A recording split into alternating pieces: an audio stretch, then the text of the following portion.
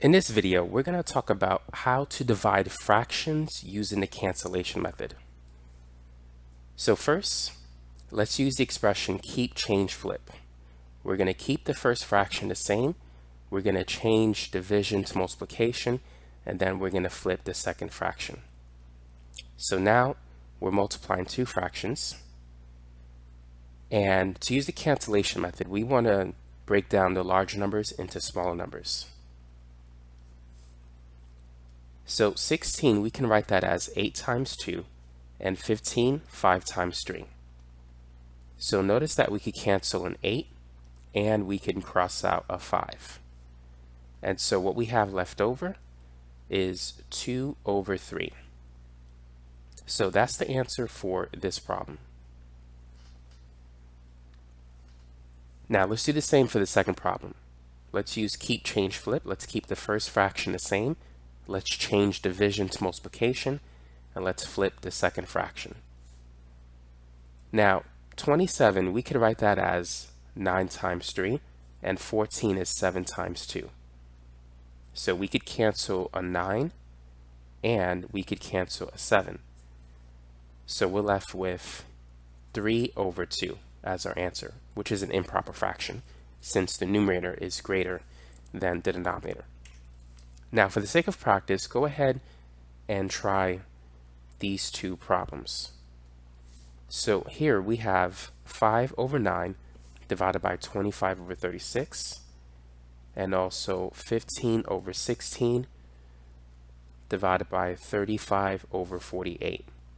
So feel free to pause the video and try those two examples. Using keep, change, flip, let's keep the first fraction the same. Let's change division to multiplication. Let's flip the second fraction. 36, I'm going to write that as 9 times 4, and 25 is 5 times 5. So we can cross out a 9, and we could cancel a 5. And what we have left over is 4 over 5. So that's the answer for the third example. For the fourth one, we're going to use keep, change, flip. Let's keep the first fraction the same, change division to multiplication, and then we'll flip the second fraction. Now 15, we can write that as 5 times 3. 16, we can write that as 8 times 2. And 48, that's 8 times 6. And 35 is 7 times 5. Now I'm going to break down the number 6 into 2 and 3. The reason is we have a 2 here.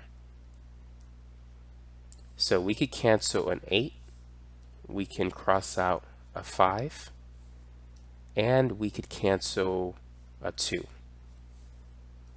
So now we can multiply across. We have 3 times 3, which is 9, and on the bottom we have a 7. So the answer is an improper fraction, 9 over 7.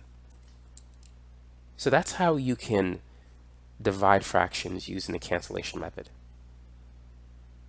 By the way, for those of you who want other videos on math, feel free to check out my website, video-tutor.net, for additional videos on math and even other topics like chemistry and physics.